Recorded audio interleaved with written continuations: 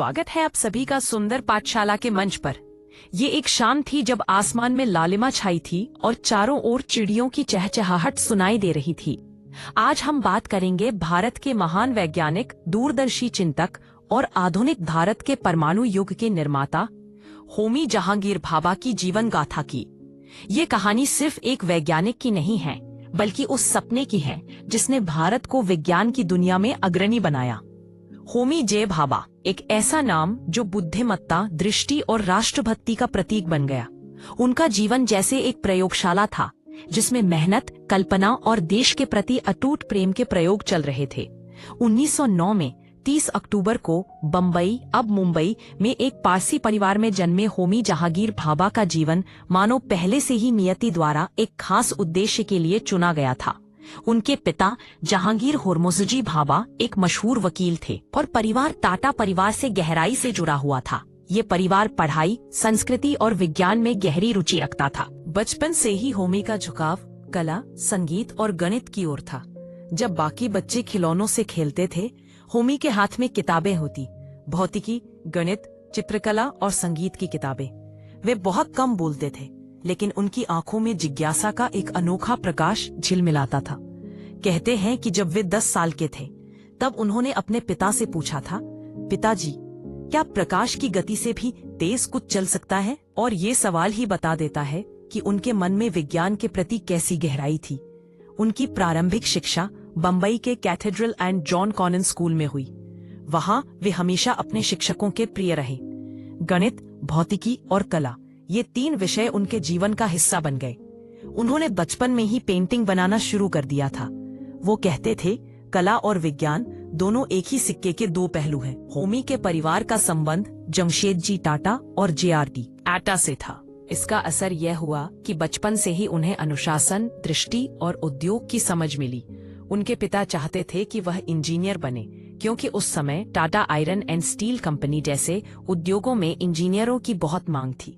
होमी ने भी अपने पिता की इच्छा का सम्मान करते हुए 1927 में इंग्लैंड के कैम्ब्रिज विश्वविद्यालय में प्रवेश लिया ताकि वह इंजीनियरिंग की पढ़ाई कर सके।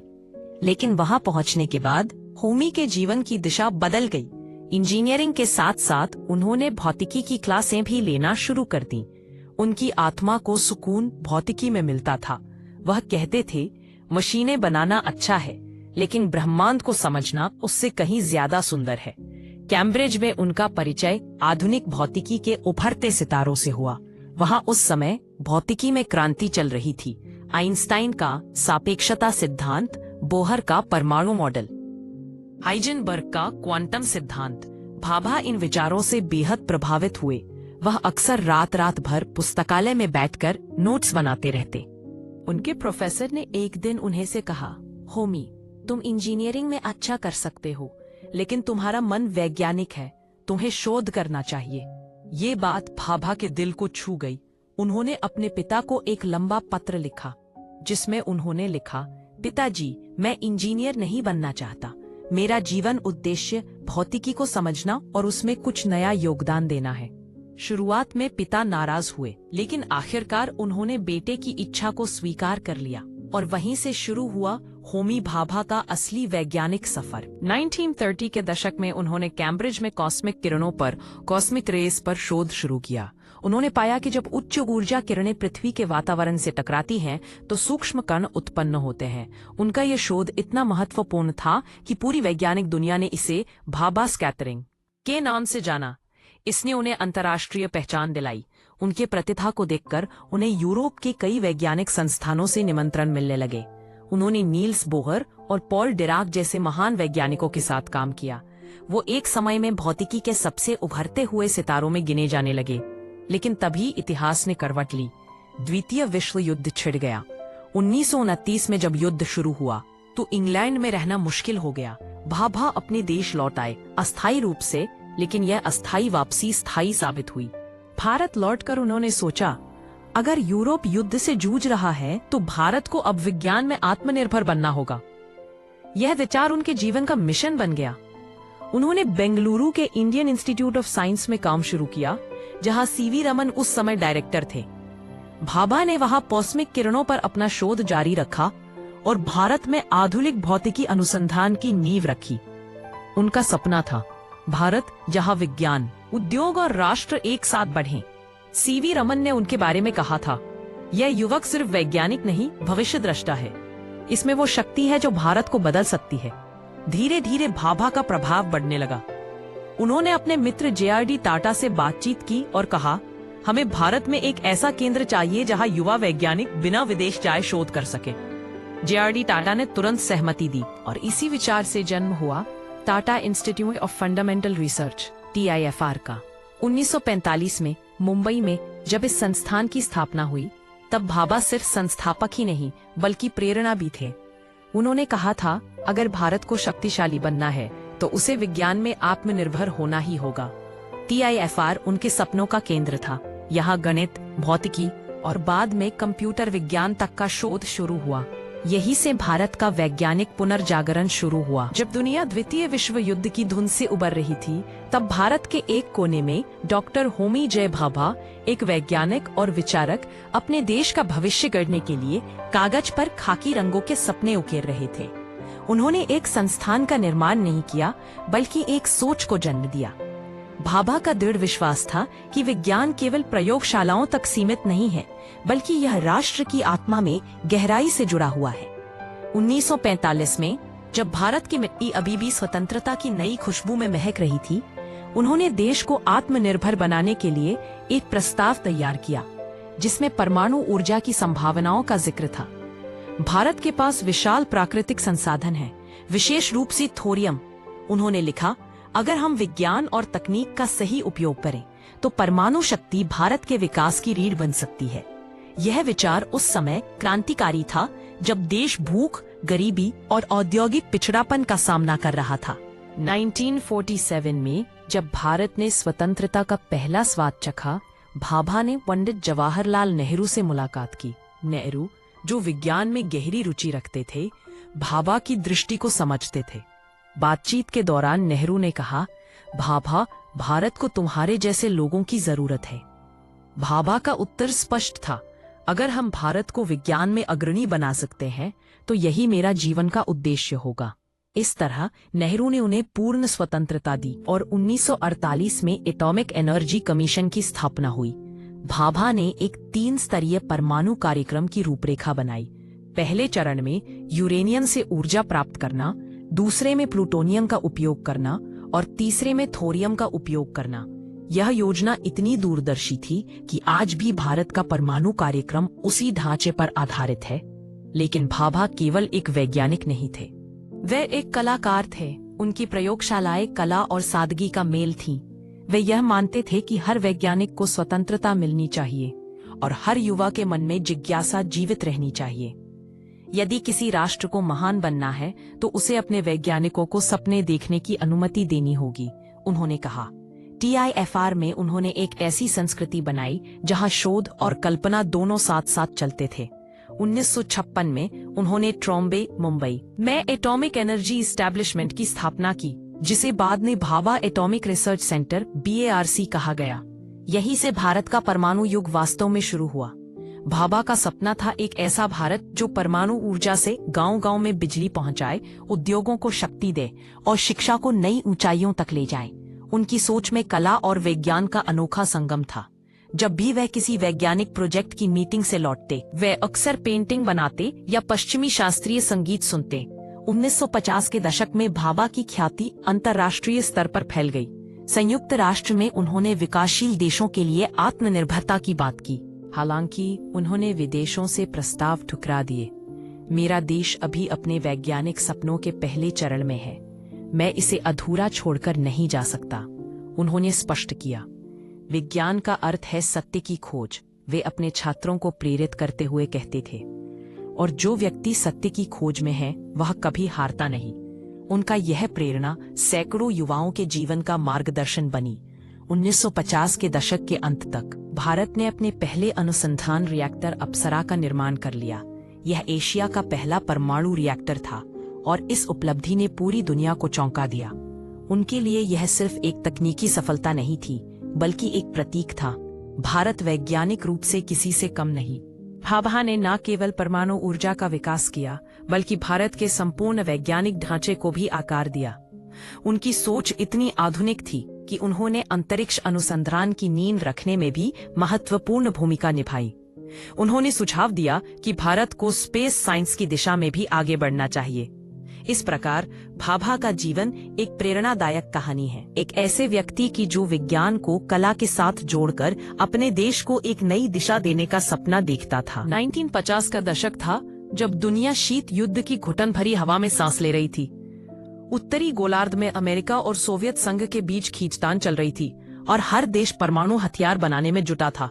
लेकिन एक कोना था धरती पर जहां भारत ने एक अलग राह चुनी, एक राह जो शांति, ज्ञान और विकास के सपनों से भरी थी। इस राह के निर्माता थे होमी जे भाभा। 1955 में जेनेवा में आयोजित एक विश्व सम्मेलन में एक पैनल के सामने खड़े होमी ने जब अपनी आवाज उठाई तो वहां मौजूद दर्शकों ने उनकी बातों में एक नई रोशनी देखी। विज्ञान का उद्देश्य विनाश नहीं, सृजन होना चाहिए, उन्होंने कहा। उनके शब्दों में न सिर्फ वैज्ञानिक तर्क बल्कि मानवता की गहराई भी थी। भाभा ने बताया कि भारत जैसे विकासशील देशों के लिए विज्ञान गरीबी मिटाने और आत्मनिर्भरता पाने का सबसे बड़ा साधन हो सकता है। उस दिन पूरी दुनिया ने एक भारतीय वैज्ञानिक को नई दृष्टि से देखा। प्रधानमंत्री नेहरू उन पर पूरा विश्वास करते थे। उन्होंने एक बार कहा था, भाभा वह व्यक्ति है जिनके हाथों में भारत का वैज्ञानिक भविष्य सुरक्षित है। भाभा नीतियों से लेकर प्रयोगों तक हर मामले में उपस्थित रहते थे। उनकी आवाज में एक गंभीरता थी, लेकिन उन्होंने कहा, गरीबी से लड़ाई विज्ञान के बिना नहीं जीती जा सकती। यह वाक्य उस समय के हर युवा वैज्ञानिक के लिए प्रेरणा बन गया। 1957 में जब मुंबई में अप्सरा नामक रिएक्टर चालू हुआ तो भाभा के चेहरे पर एक गर्व भरी मुस्कान थी। यह सिर्फ एक मशीन नहीं, यह भारत की आत्मनिर्भरता का प्रतीक है, उन्होंने कहा। एशिया का यह पहला परमाणु रिएक्टर एक नई सुबह का संकेत था। भाभा चाहते थे कि हर गांव में बिजली पहुंचे, हर बच्चे को शिक्षा मिले और हर फैक्ट्री में मशीनें चले, और यह सब विज्ञान की शक्ति से संभव हो। उनकी जीवन शैली बहुत सादगी भरी थी। वे मुंबई के मलाबार हिल्स में अपने साधारण से घर में रहते थे, जहां किताबों, चित्रों और संगीत का संसार बसा था। जब वे प्रयोगशालाओं से लौटते तो पियानो बजाते या पेंटिंग बनाते। संगीत भी भौतिकी की तरह तरंगों का खेल है, उनका कहना था। उनके व्यक्तित्व में वैज्ञानिक की गंभीरता और कलाकार की कोमलता का अद्भुत संतुलन था। 1965 में जब भारत और पाकिस्तान के बीच युद्ध छिड़ गया, तब भाभा ने प्रधानमंत्री लाल बहादुर शास्त्री से मुलाकात की। उन्होंने कहा, भारत को अब आत्मरक्षा के साथ साथ वैज्ञानिक शक्ति की आवश्यकता है। भाभा ने एक शांतिपूर्ण परमाणु नीति तैयार की, जिसमें यह स्पष्ट किया गया कि भारत परमाणु ऊर्जा का उपयोग केवल शांति और विकास के लिए करेगा। भाभा अब अंतर्राष्ट्रीय मंचों पर भारत की आवाज बन चुके थे। जेनेवा, वियना और न्यूयॉर्क में जब वे बोलते तो पूरा सभागार उनके शब्दों में खो जाता। विदेशी अखबार उन्हें the atomic visionary of the east कहने लगे, लेकिन भाभा का दिल हमेशा अपने देश के प्रति बंधा रहा। कई बार यूरोप और अमेरिका की बड़ी यूनिवर्सिटियों ने उन्हें बुलाया, पर उन्होंने हमेशा कहा, मेरा देश अभी अपने वैज्ञानिक सपनों के पहले चरण में है, मैं इसे अधूरा छोड़कर नहीं जा सकता। फिर एक दिन 24 जनवरी 1966 को यह उज्जवल यात्रा अचानक थम गई।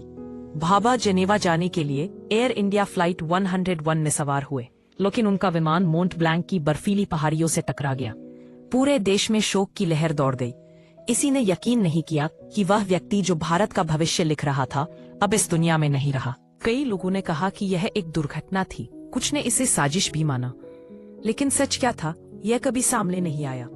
भाभा का जाना भारत के लिए एक अपूरणीय क्षति थी।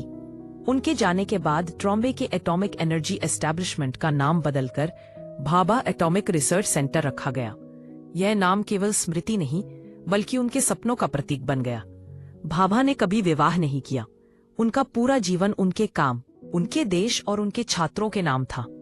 उनका परिवार कहता था, होमी ने अपनी सारी ऊर्जा भारत को दे दी। यही उनकी सच्ची विरासत है। और सच भी यही था। उन्होंने जो संस्थान बनाए, जो सोच दी, जो दिशा दिखाई, यह सब आज भी जीवित है।